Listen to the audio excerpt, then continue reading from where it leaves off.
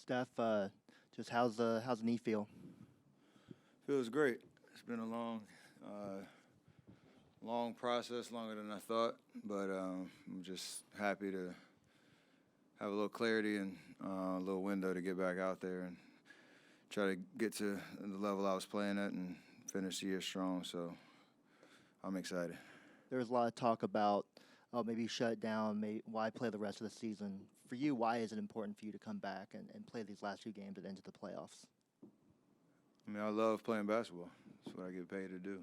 So if I'm healthy to play and it's safe to go out there and test it in live action, and all the work that I've put in will hopefully pay off. So our season's been, different than we expected, but the fact that there is something to still play for gives all of us a lot of confidence down the stretch to try to make something out of it, and I want to be a part of that. What have you learned about this injury and this process, and I don't know what kind of information you can give us on like why you feel fine to come back, and if you think this is something that you have to monitor like the rest of your career, like what do you know about this injury? I mean, it was more of a mental thing at first, meaning I didn't know, to your point, I didn't know enough about it, and I thought I was going to be out for like a week, 10 days max, let it calm down. And every time I got on the court or tried to push it, then that first month, there was always I would call it a reaction, or you knew it just wasn't healing as fast as you thought. So the patience then was tough, just because it's one of those injuries that you really just have to let rest. There's nothing you can kind of push through or be on the court while it's healing, and it's just a different experience than most injuries that I've had that have like a very defined timeline and a very defined process of do this, then you're going to feel this, and then this is going to heal, and then you're going to be able to do this. Like all those checkpoints, this is every day I wake up, first thing you think about is how does it feel? So that unpredictability was definitely a struggle throughout the whole process. And even still now, because as good as I do feel now, I hope it stays that way. It's just a matter of, getting out there and seeing. Have you been given a level of assurance or confidence that, like, this isn't something you'll be worrying about next October? September? Yes and no. There's nothing structurally wrong with my knee, so it's not like I'm compromised out there. It is a new normal, though, if that makes sense. So it's just a matter of understanding what I need to do off the court to make sure everything around my knee is strong and firing the right way. I will take full advantage of the off season whenever it is to have a full reset. And then you just kind of figure out what it looks like going into next year. But right now, I kind of understand what the new normal is, and it's good enough to play. You mentioned, the off season, but what do you think is still possible for this team this season? Hopefully winning 2 play-in games, and then we have another conversation. It's the only thing that's in front of us right now. So, 5 games left to build momentum. It is weird that you could lose all 5, win all 5. It doesn't necessarily matter, but the idea of what we're trying to do to be the best team come that first play-in game, and whoever we play, whether it's Portland or the Clippers, be able to find and embrace that challenge, win 1 game, and then have to go do it again. That's pretty straightforward, and then see what happens after that. And we know how much it means to you to be out on the court and having fun playing basketball. So how hard were these past 2 months for you being away from the game? It was tough. Back to that earlier question, just because that first the Detroit game, like I knew something was wrong, and when I left the court, I didn't think I'd be gone longer than a week or so, from everything I was told. And then slowly, as it started to reveal, like, or show itself that it was going to be a lot longer than that, or it was kind of take one step forward, two steps back kind of vibe. And then watching your team kind of, I say struggle, but, you know, with Jimmy going down and Mo going down, you know, KP in the trade not being available that early and wanting to get out there to, you know, play with him, seeing Draymond show up every night and give us what he has. You know, the young guys step up. Like, I just want to be a part of that, and that's the most frustrating part of not being able to help. But thankfully, like I said, I've been working my butt off to get back out there with a little bit of time left to try to find the rhythm that I had early in the year and see where it takes us. I feel like I can do anything out there and be Superman, but I understand, you know, it's going to take a minute to get back into the flow of things, but hopefully there's enough reps to get ready for, you know, that NCAA tournament kind of atmosphere where you know, one and done, you got to win games. Steph, you mentioned the new normal aspect of this. Is there any trepidation about tomorrow? I mean, are you feeling good enough where you're past the point where you wake up tomorrow and there still could be some soreness or something like that? It's in the back of your mind, but even if that is the case, I know I've done everything I can to get back out there. So I try to stay positive and optimistic, stay in the moment, and embrace the blessing to be able to play. So however it goes tomorrow, that is part of the reason I want to come back, just to feel that adrenaline and the nerves and the competition again after this long break. And then however it plays out, like I said, I know I've done everything I can to give myself a shot, and that's all I can ask for. To that point, how much of a relief are you feeling now that you have poured everything you can into it, and now whatever happens, happens? Yeah. There was a moment in Atlanta where I thought, you know, I was going to be a lot further along than it actually ended up being.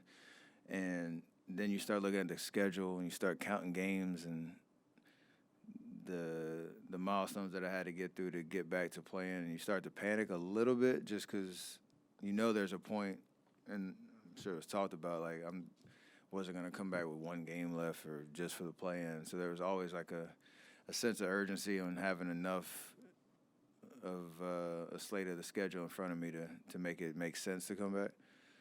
So there's a little bit of, you know, angst in that moment. But working with Rick and the team has been great to have a goal of tomorrow and actually meet it. And, again, that's all I can ask for. Steph, you've watched, I think, 27 games with sort of a coach's eye, and you see your team. What have you seen, the ups and downs that they've gone through? What are the things that encourage you, maybe some things you want to see improve or whatever? What are the things you, I guess, taken away from what you've watched for your teammates? First and foremost is the fight. We've lost a lot of tough games, but I don't think any of them have been because of a lack of effort, a will to win, you know, guys just playing hard and playing competitive. You know, we've had some tough finishes, lost some big leads, like stuff that's been really frustrating. And I know for the guys that have been out there, they want to have a lot more to show for, you know, the spirit that they've been playing with. But considering all the injuries and, you know, how many games we've lost from guys at the top of the food chain, like, you have to be proud of that, being professional, showing up every day.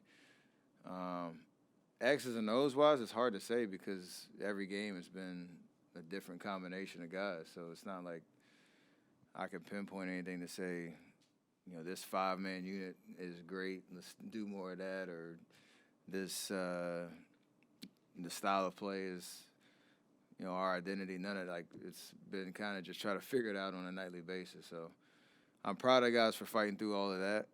And, you know, with the play-in situation now, like, whatever, 5-6 years or whatever, before the play-in started, we would have had nothing really to play for. So it is kind of an interesting dynamic of no matter what our record is, we're all looking forward to what happens in 10 days.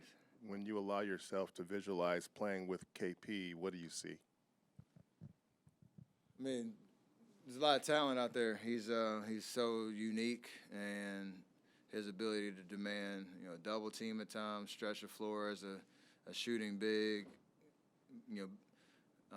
be a guy that you can throw the ball to in the post or in isolation, and you have to kind of pick and choose whether you want to leave him on an island and give him the advantage, or you send a double. And I was telling him I don't know how people are going to guard our pick and roll, so it'd be interesting to be out there and kind of react to what defenses are going to do.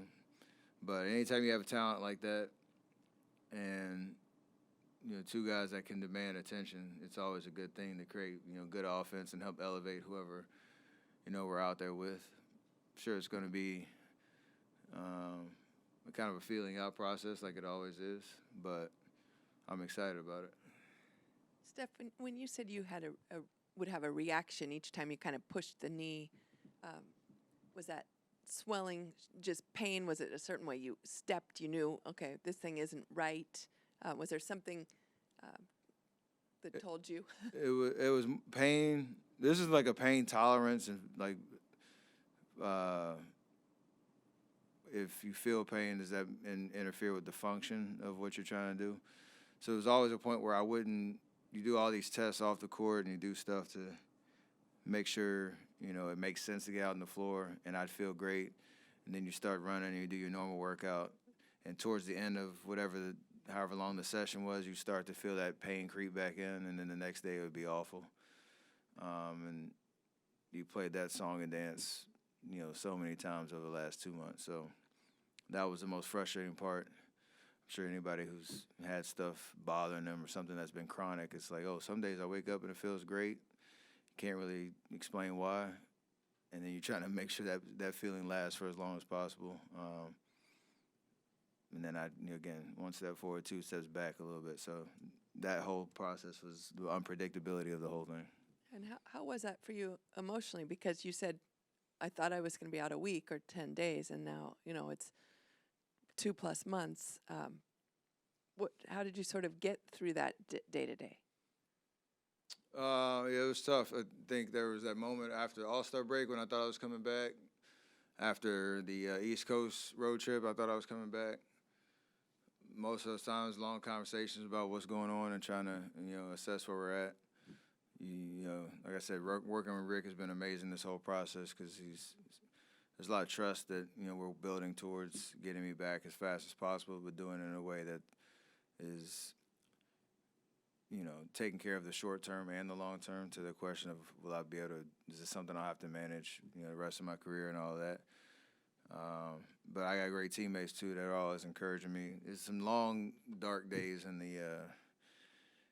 the facility, rehabbing, and a lot of hours go into it. So it's just a matter of reminding yourself you're working towards getting back as much as you can. Steph, during this time with you out, Jimmy out, how did you see Gui Santos stepping up his game, especially offensively? And how do you think the fit's going to be for him now that you're coming back? Yeah, Gui's taking a tremendous step forward.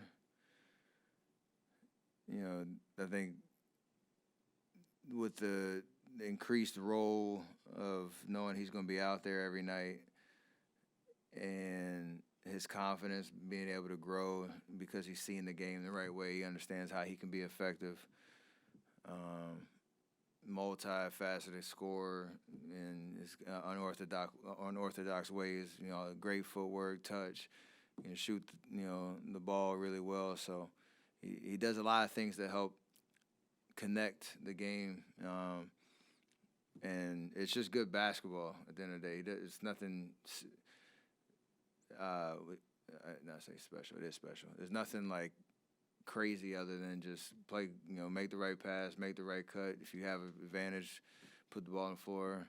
If you're wide open, make a shot.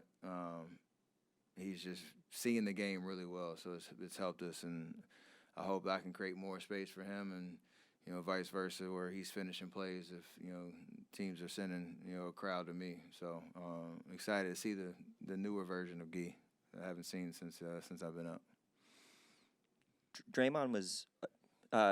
Steve's talked about how this has kind of been a tough year for Draymond, kind of being this last veteran standing amid all these injuries. I'm just wondering, what have your conversations kind of been like while you've been injured and through this whole process? Yeah, just maintaining, the spirit of we still can make something out of this, even though, to your point, it's been rough. Him walking into the locker room not knowing who's going to be available. He's been pretty durable all year, and I see behind the scenes what he does to get his body and his mind ready to play every night, and he's been very measured throughout this whole process, which it's been great to see. And I told him, like, our conversations are more just don't let go of the rope, don't let the situation kind of influence, how you come into the arena every night, because we all know as quickly as this went downhill for us, it can turn around in a way that could surprise a lot of people and give us, again, opportunity to do something special and make something out of a very tough situation. And he's obviously got to be a huge part of that. So I'm excited to get back out there with him and hopefully provide some help.